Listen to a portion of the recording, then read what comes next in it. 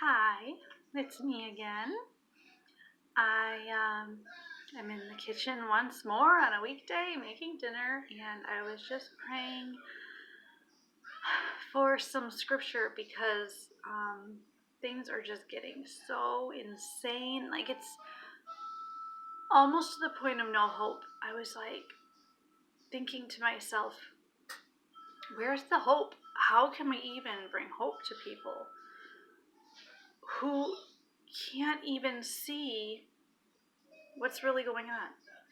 And this morning I heard on the radio, I listened to a secular radio station because they're funny, they're good for that. It's good for a laugh.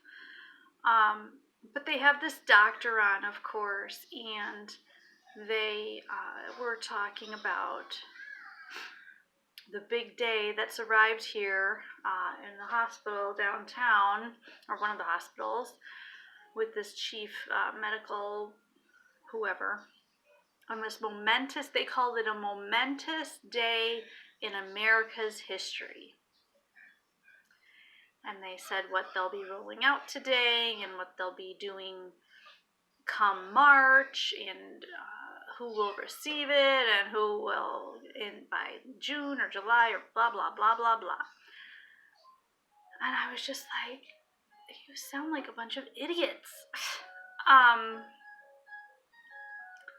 Anyway, so when I came home, I wanted to make a video about it. I wanted to share, but I wasn't just wanting to rant. It can't be just me belly aching, although we can all do that.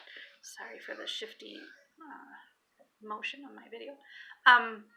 So I prayed before I came on here to make the video about some scripture. And a little bit, I'm going to read from Lamentations. And then I'm going to read from Psalm. Just kind of how I'm feeling. And maybe you are too. I find it so... This is Lamentations 2. And I started reading here. And I know America is not really a country. People say, oh, God's turned his back on America. Did he ever really have his face shining on us? Honestly.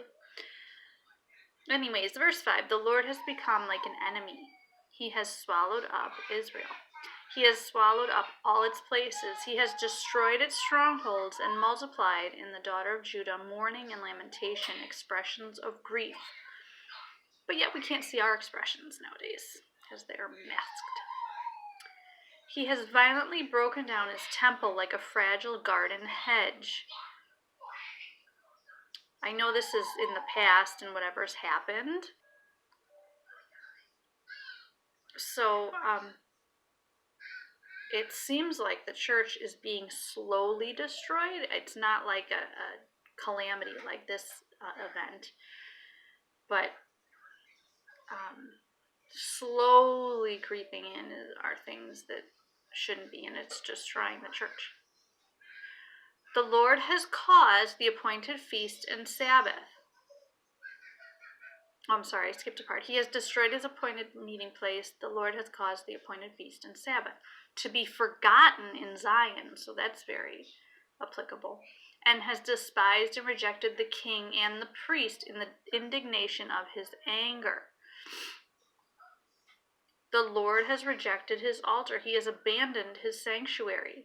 So his presence was fully known in the Old Testament. As I was reading in 1st, 2nd Samuel, it spoke a lot about the specific places that God's presence was manifest. So here it's saying his presence is out of the sanctuary. He has given it into the hand of the enemy, the walls of her palaces. They have made a noise in the house of the Lord as on a day of an appointed feast. The Lord determined to lay in ruins the city wall of the daughter of Zion. He has stretched out a line. He has not stopped his hand from destroying. He has caused the rampart and the wall to lament. Mourning grief, they have languished together. Now this is still happening in the past, like I said, so it's interesting to look at that viewpoint too. Her gates have sunk into the ground. He has destroyed and broken her bars.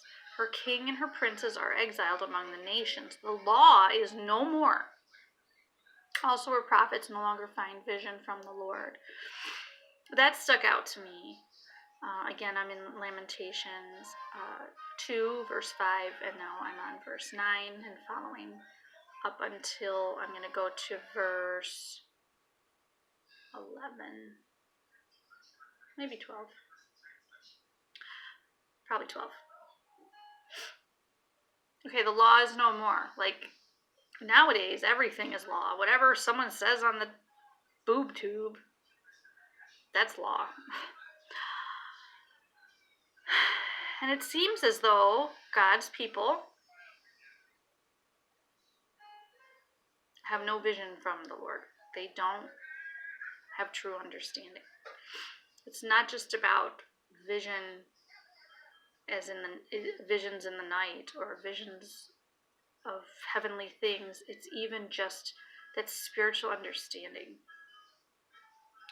The elders of the daughter of Zion sit on the ground keeping silent. Who's keeping silent nowadays?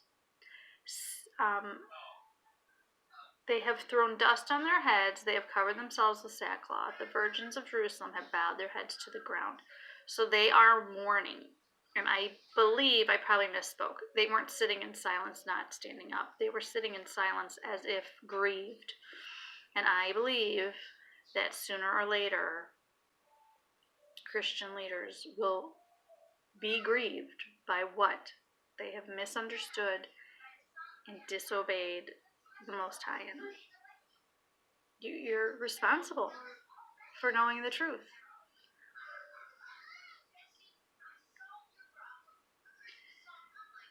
And this is what I had felt along with Jeremiah. My eyes fail because of tears. My spirit is deeply disturbed. I really resonate with that. My heart is poured out on the earth in grief because of the destruction of the daughter of my people Jerusalem, when little ones and infants faint in the streets of the city. Now this is interesting just to think back in the past. This was a big calamity.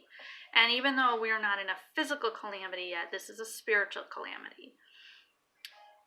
They cry to their mothers, "Where is grain and wine?" as they faint like a wounded man in the streets of the city, as their life slips away and is poured out in their mother's arms. So that's Lamentations 2, 5 through 12. And then Psalm 1 came to my mind. The righteous and the wicked contrasted. I'm reading from the Amplified Version for both of these. Blessed, fortunate, prosperous, and favored by God Most High, Yahweh, is the man who does not walk in the counsel of the wicked, following their advice and example, nor stand in the path of sinners, nor sit down to rest in the seat of scoffers, ridiculers. Do not sit with them and ridicule those who know the truth and who are doing the righteous things. But his delight is in the law of the Lord, the full law, and on his law, his precepts and teachings, he habitually meditates day and night. How much of the time are we watching TV? I have to say, not me, myself. I never watch the news. Like I said this morning, I listened to the radio. I wanted to just hear what they had to say because it's just insane, and I wanted to hear it from their own mouths so I could get an understanding where they're coming from. And it's just ridiculous. But day and night, instead of day and night, I gotta go watch the news. When we wake up in the morning, watch the morning news. When we come home from work, after dinner, we watch the evening news. No, stop it. Stop. Meditate on the truth, because the more you meditate on it, the more you understand it, and it is deep. And I'm not just talking about it's deep intellectually. It's deep spiritually. So if you want to know the true wisdom of God, and I'm not talking about something ethereal and weird, I'm talking about the truth, the foundational truth to stand on. Jesus is our rock. So that's what we need to stand on. And that's what we need to think about. We shouldn't think about what's coming next, or what's coming out, or what can help me in my trouble. Who can help you in your trouble? Only Yahweh. Okay, verse 3. He will be like a tree firmly planted and fed by streams of water, healthy, not diseased. I see a lot of diseased tree in my area because of man, honestly. Okay. The wicked, oops, I'm sorry, my screen skipped.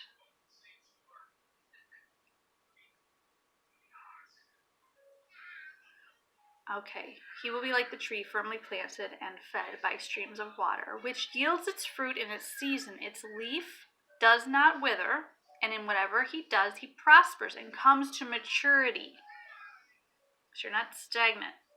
The wicked, those who live in disobedience to God's law, are not so, but they are like the chaff, worthless and without substance, which the wind blows away. Everything those hotheads on TV say, it's blown away. Therefore, the wicked will not stand unpunished in the judgment, nor sinners in the assembly of the righteous. For the Lord knows and fully approves the way of the righteous, but the way of the wicked shall perish. And if anyone can tell me the scripture that talks about how God's people are protected, I don't know if it's in Isaiah. I watched another video and I can't remember which one it was, about God's protection despite the evils in this world over the righteous. But I believe that's true. When you're following his ways, meditating on his truths, obeying his law, seeking him first, then you will be protected. If you choose to trust in the world and immorality and the wicked, and you're sitting in the seat of the scorners, the judgment's coming.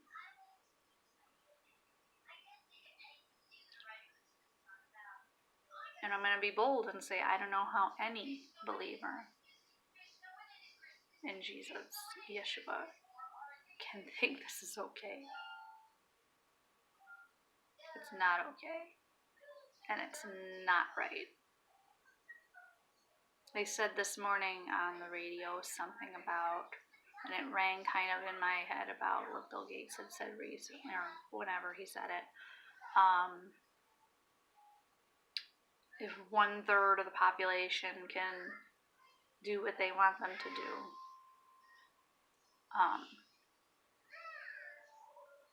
they'll win this battle. The battle with the invisible enemy. They didn't say that. I'm putting in words here and there, but that's what they meant. Anyways, bye.